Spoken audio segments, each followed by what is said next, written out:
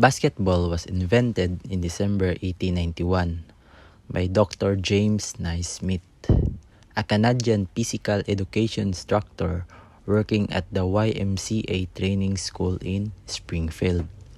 He created the game as a way to keep athletes fit during the winter.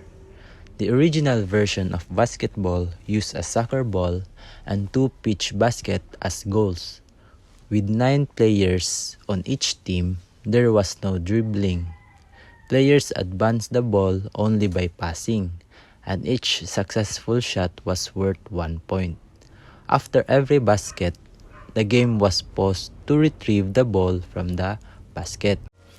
As the game quickly gained popularity, changes were made to improve it. Dribbling was introduced in the late 1890s. Metal hoops and open-ended nets replaced the pitch baskets in 1906, and backboards were added to prevent spectator interference. The first professional league appeared in 1898. Professional basketball in the United States took a major step forward in 1946 with the founding of Basketball Association of America or BAA. In 1949, the BAA merged with the National Basketball League or NBL to form the National Basketball Association or the NBA. Another league, the American Basketball Association, was founded in 1967 and later merged with the NBA in 1976, bringing it teams like the San Antonio Spurs and Denver Nuggets. In the decades that followed, basketball evolved rapidly. The 1950s and 1960s were dominated by players like George Mikan and Bill Russell.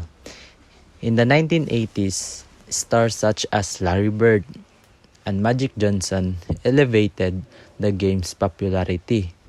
While the 1990s, we saw Michael Jordan become a global icon. The 2000s and 2010s featured greats like Kobe Bryant, Tim Duncan, and LeBron James. As the sports continued to grow and embrace data analytics, three-point shooting, and international players, today's stars like Nikola Jokic, Giannis Antetokounmpo, and Luka Doncic represents the global reach of NBA.